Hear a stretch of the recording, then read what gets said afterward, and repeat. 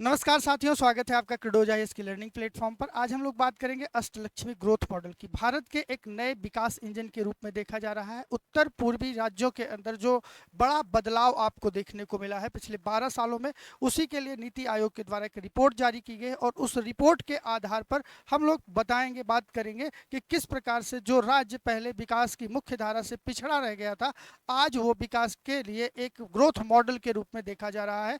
उस चीज के बारे में परिचर्चा करेंगे। अष्टलक्ष्मी ग्रोथ मॉडल 8 राज्यों के लिए एक मिश्रित विजन के रूप में प्रस्तुत किया गया है। ये एक प्रकार का ऐसा विजन है जो कि उत्तर पूर्वी राज्यों के लिए एक नए भारत के फॉर्मेशन की बात करता है। तो शुरुआत करते हैं उत्तर पूर्वी भारत के लिए जो अष्टलक्ष्मी ग्रोथ मॉडल बनाया गया। अष्टलक्ष्मी ग्रोथ मॉडल जो है वो आपके 8 पूर्वोत्तर राज्यों के ऊपर बनाए गए हैं, जिसमें कि आपका अरुणाचल प्रदेश हो गया, असम हो गया, मेघालय हो गया, त्रिपुरा हो गया, सिक्किम हो गया, मिजोरम हो गया, मणिपुर हो गया और नागालैंड हो गया। इन 8 राज्यों के लिए एक मिश्रित विजन के साथ में इस इनिशिएटिव की शुरुआत मतलब की गई है। शुरुआत कह सकते हैं या इसके ग्रोथ मॉडल का एक प्रेडिक्शन यहाँ पर निकाल के सामने रखा गया। तो इस मॉडल को समझें, उसके पहले हम विस्तृत तरीके से समझने का प्रयास करेंगे कि अष्टलक्ष्मी जो मॉडल बनाया गया है, इसको बनाया क्यों गया। तो भारतीय परंपरा के अनुसार आपने देखा होगा कि देवी लक्ष्मी जो हैं उनके 8 स्वरूपों को जाना जाता है,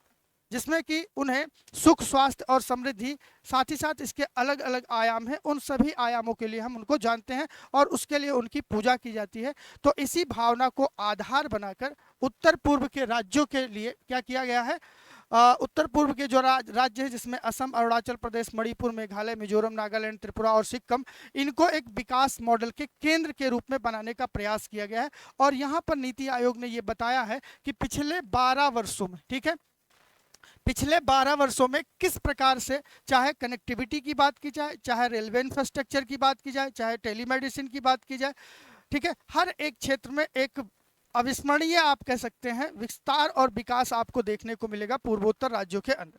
और इस मॉडल के आधार पर आप देखेंगे कि किस प्रकार से जो आपका उत्तर पूर्वी क्षेत्र है, जो अपनी सांस्कृतिक विविधता के लिए जाना जाता है, जैव विविधता के लिए जाना जाता है और उसकी जो भौगोलिक स्थिति, ठीक है, उस भौगोलिक स्थिति के लिए विकास के ताकत के रूप में इस्तेमाल करने के लिए हम उसका उपयोग कैसे कर सकते हैं, उसी चीज पर आज का ये हमारा आर्टिकल होने वाला है। तो चलिए विस्तार से इस चीज को समझने का प्रयास करते हैं कि जो अष्टलक्ष्मी विकास मॉडल की बात की गई है उसके अंदर क्या क्या ऐतिहासिक बदलाव आपको देखने को मिलते हैं। पहला जो बदलाव आपको देखने को मिलता है कि पहाड़ों को चीरती हुई कनेक्टिविटी यहां पर बनाई गई।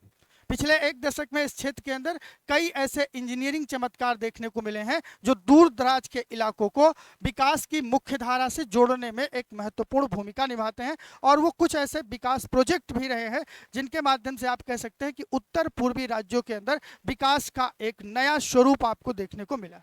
और उसमें बुनियादी स्तर पर सबसे पहली बात की जाए तो आपका था ढोला सदिया पुल, ठीक है, ढोला सदिया पुल, जिसका फॉर्मेशन होता है 2017 के अंदर। ये अपने आप में 9.15 किलोमीटर लंबा पुल है, जिसके माध्यम से हम क्या करते हैं, भारी सैन्य वाहनों को सहने की क्षमता इसमें आपको देखने को मिलेगी। और जो हमारी सैन्य कनेक्टिविटी है, डिफेंस कनेक्टिविटी है, उस डिफेंस कनेक्टिविटी को मजबूत करने में भी ये आपका डैम जो पुल बनाया गया है बहुत ही महत्वपूर्ण योगदान कर रहा है। ये भी विकास के एक महत्वपूर्ण पहलू के रूप में है। उसके बाद में बोगीबिल ब्रिज की बात की जाए जो कि 2018 के अंदर बनाया गया, ब्रह्मपुत्र नदी पर बना है और ये देश का पहला संयुक्त सड़क रेल पुल के रूप में जाना जाता है। यहां से सीधे सीधे प्रश्न बनने की संभावना रहती है आपकी परीक्षाओं के अंदर।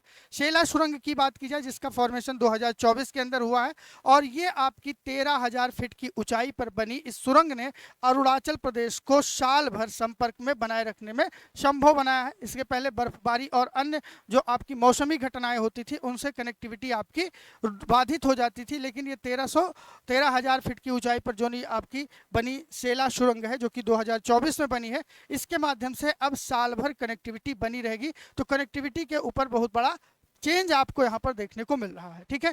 उसके बाद में नोनी ब्रिज है, मणिपुर के अंदर बनाया गया है, आगामी आने वाले समय में बनेगा। 141 मीटर ऊंचा यह पुल जो है दुनिया का सबसे ऊंचा रेलवे पियर ब्रिज बनने जा रहा है। कहां पर?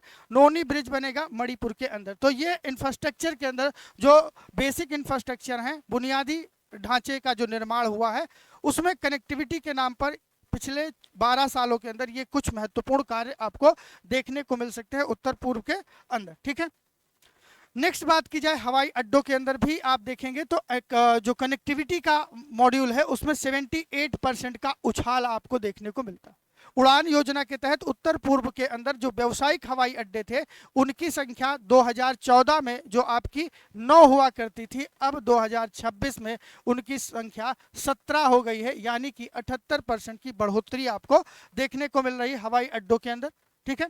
रेलवे में भी क्रांति आपको देखने को मिलेगी। अरुणाचल प्रदेश हो, मेघालय हो, नागालैंड हो, त्रिपुरा हो, मिजोरम हो, ये सभी क्षेत्र ऐसे हैं जिन्होंने अपनी रेल लाइनों का 100% विद्युतीकरण किया है, ठीक है।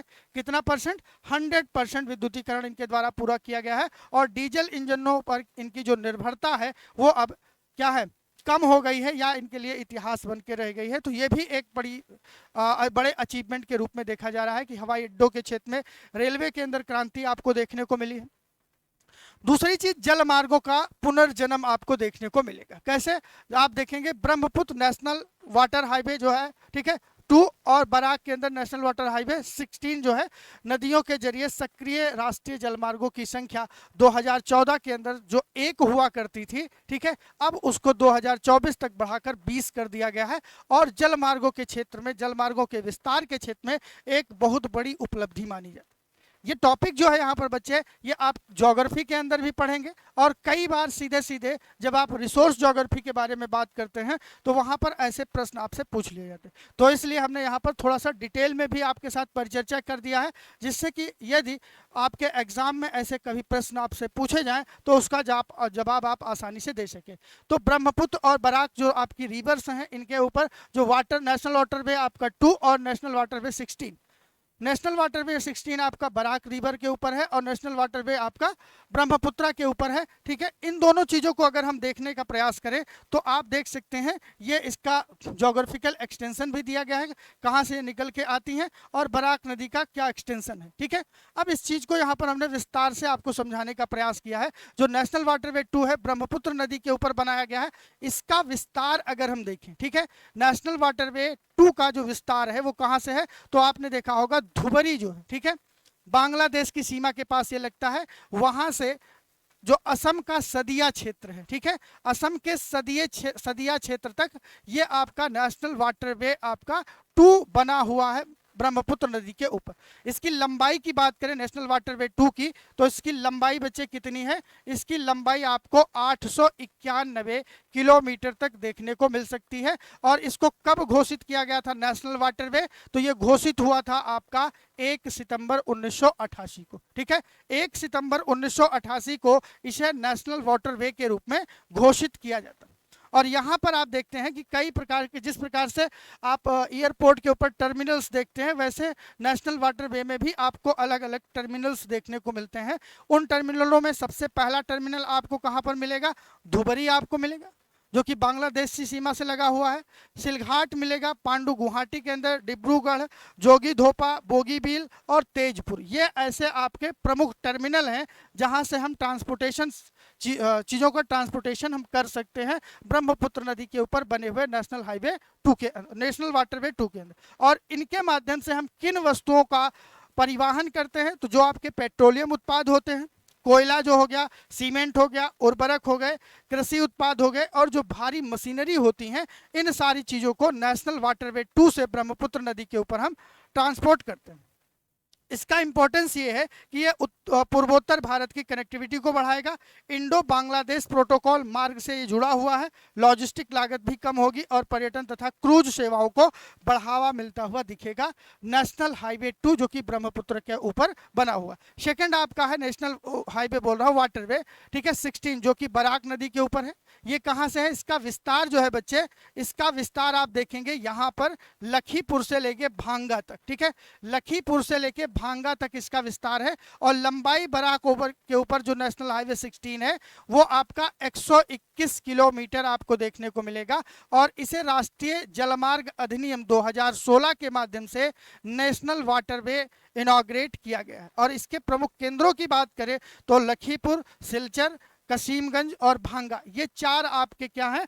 टर्मिनल आपको देखने को मिलेंगे। और इसके माध्यम से कृषि उत्पादों का परिवहन, स्थानीय माल परिवहन, यात्री और क्षेत्रीय व्यापार तथा बांग्लादेश से संपर्क स्थापित करने का काम किया जाता है। ठीक है, इंपॉर्टेंस इसका अलग है। अब कुल मिला के आप देखने का प्रयास करेंगे तो यहाँ पर एक तुलनात्मक अध्ययन भी दे दिया गया है, जहाँ पर नेशनल वाटरवे 2 और नेशनल वाटरवे 16 इसका भी हमने तुलना किया है। ये प्रश्न इसलिए यहाँ पर हमने डिस्कस कर दिया कि जब भी आप देखते हैं ज्योग्राफी के अंदर कोई भी ऐसा प्रश्न बनता है तो कहीं ना कहीं उसका रेलेवेंस एग्जाम के अंदर करंट अफेयर से रहता है और वहाँ से प्रश्न बन जाते हैं। तो ब्रह्मपुत्रा और बराक इन दोनों रिवर्स के बारे में, इनकी ट्रिब्यूटरीज क्या हैं, इनके ऊपर कौन कौन से जलमार्ग बने हुए हैं, और उत्तर पूर्व के अंदर ये जो 12 आपके अष्ट लक्ष्मी ग्रोथ मॉडल को बताया गया है, इस पर आधारित प्रश्न बनने की भरसक संभावना है। इसलिए हमने इस टॉपिक को यहाँ पर डिस्कस किया। आगे बढ़ते हैं बच्चे।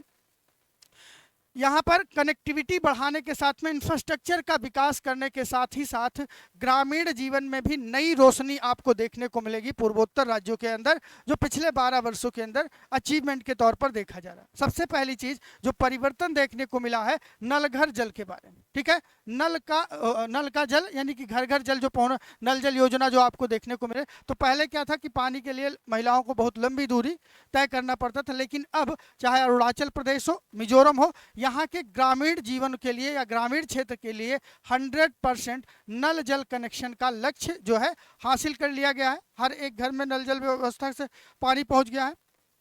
स्वच्छ पेयजल की उपलब्धता न केवल स्वास्थ्य सुधार करेगी बल्कि महिलाओं और बच्चों के जीवन में भी बदलाव देखने को मिल रहा है। तो ये भी एक प्रकार से सामाजिक परिवर्तन और सामाजिक आप कह सकते हैं कि न्याय की बात यहाँ पर आपको देखने को मिल रही है। ठीक है, साथ ही साथ उत्तर पूर्व राज्यों के अंदर जो ओपन डेफिकेशन फ्री इसमें घोषित कर दिया गया, यानी कि शौचालय निर्माण के अंदर बात की जाए तो बड़े पैमाने पर शौचालय का निर्माण हुआ और अब पूरा उत्तर पूर्व भारत खुले में शौच मुक्त, ठीक है, ओपन डेफिकेशन फ्री राज्य के रूप में घोषित कर दिया गया है। ये 8 राज्यों के बारे में रिपोर्ट सबमिट की गई है नीति आयोग के द्वारा, उस पर हम लोग परिचर्चा कर रहे हैं। आयुष्मान भारत के बारे में बात करें तो स्वास्थ्य बीमा कवरेज के विस्तार से सुदूर इलाकों में रहने वाले परिवारों को भी इलाज के लिए भारी खर्च से राहत मिली है। उनको यहाँ से क्या मिल रही है, सब्सिडी मिल रही है और जीवन बीमा भी मिला हुआ है।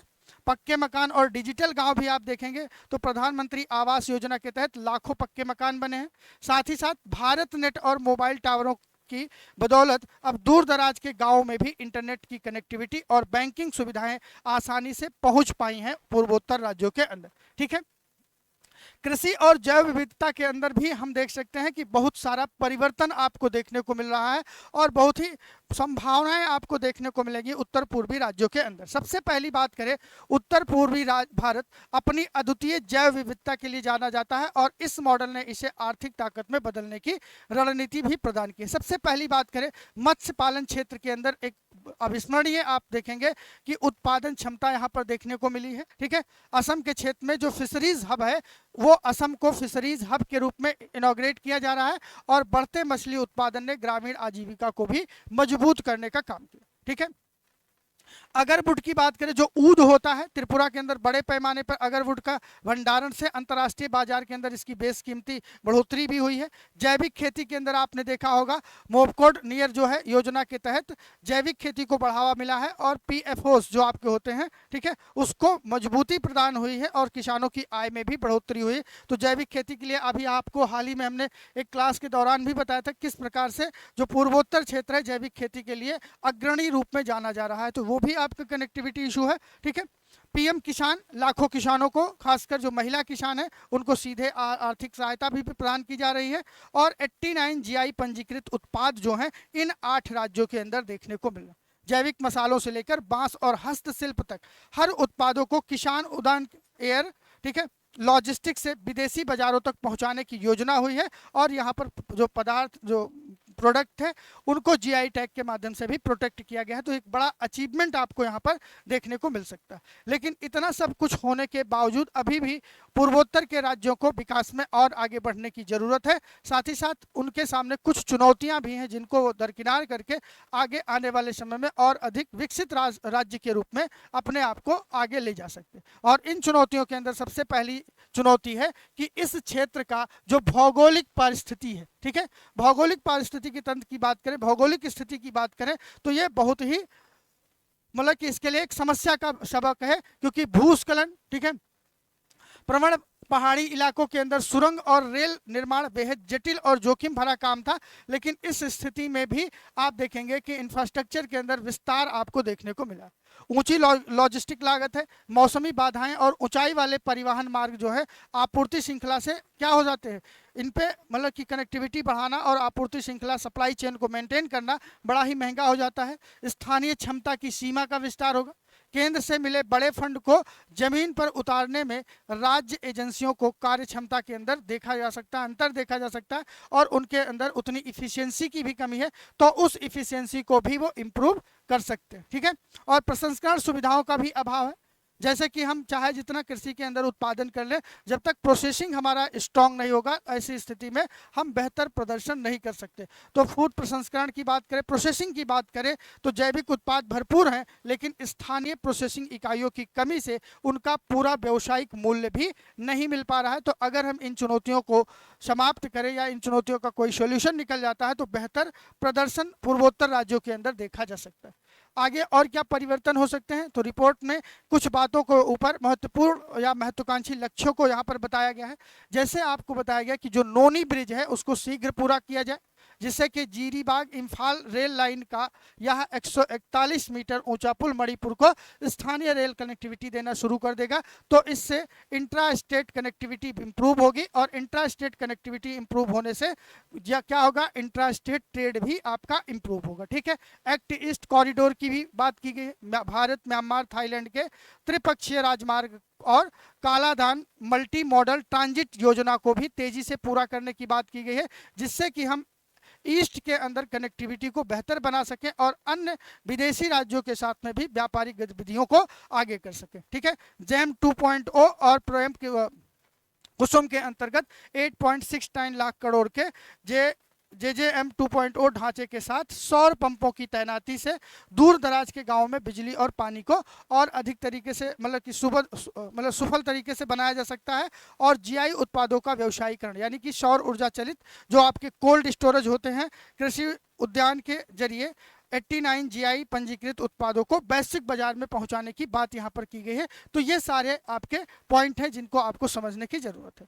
तो कुल मिला के आप निष्कर्ष के रूप में कह सकते हैं कि अष्टलक्ष्मी ग्रोथ मॉडल केवल एक सरकारी योजना मात्र नहीं है, यह उस सोच का प्रतीक है जो उत्तर पूर्व को बोझ नहीं बल्कि अवसर के रूप में देखने का काम करती हैं। परिवहन, स्वच्छ ऊर्जा, जैविक कृषि और ग्रामीण कल्याण को एक साथ जोड़कर यह मॉडल आर्थिक विकास और पारिस्थितिकी संतुलन दोनों को साधने की कोशिश कर रहा है। जैसे जैसे केंद्रीय मंत्रालय और क्षेत्रीय परिषदें सीमा पार व्यापारिक मार्गों को अंतिम रूप देने में जुटी हुई हैं, और यह विकास की गति को बनाए रखना भारत के संतुलित और एकीकृत भविष्य के लिए एक अनिवार्य पहलू के रूप में देखा जा रहा है। तो इसी तरह के और भी महत्वपूर्ण करंट अफेयर के टॉपिक्स हम आपके साथ लेकर आते रहेंगे। अगर आप यूपीपीसीएस की प्रिपरेशन कर रहे हैं तो यूपीपीसीएस के लिए 150 mini test plus 26 full length test का एक टेस्ट सीरीज आपका स्टार्ट किया गया है। मात्र 999 रुपए इसकी फीस है। आप क्रेडोज द लर्निंग ऐप के ऊपर जाके इस टेस्ट सीरीज के अंदर एनरोलमेंट ले सकते हैं। इलाहाबाद हाई कोर्ट के लिए कंप्लीट कोर्स है आपका, लोअर पीसीएस के लिए कंप्लीट कोर्स है। यूपीपीसीएस के अंदर स्वास्थ्य शिक्षा अधिकारी के लिए 75 टेस्ट का एक टेस्ट मॉड्यूल है। ये सारे टेस्ट आपको क्रेडोज द लर्निंग ऐप के ऊपर मिल जाएंगे, वहां से जाके आप इन कोर्सेज के बारे में जानकारी प्राप्त कर सकते हैं, इसको देख सकते हैं। थैंक यू एवरीवन, जय हिंद टू ऑल ऑफ यू। बने रहिए क्रेडोज आईएएस के साथ, देखते रहिए क्रेडोज द लर्निंग ऐप।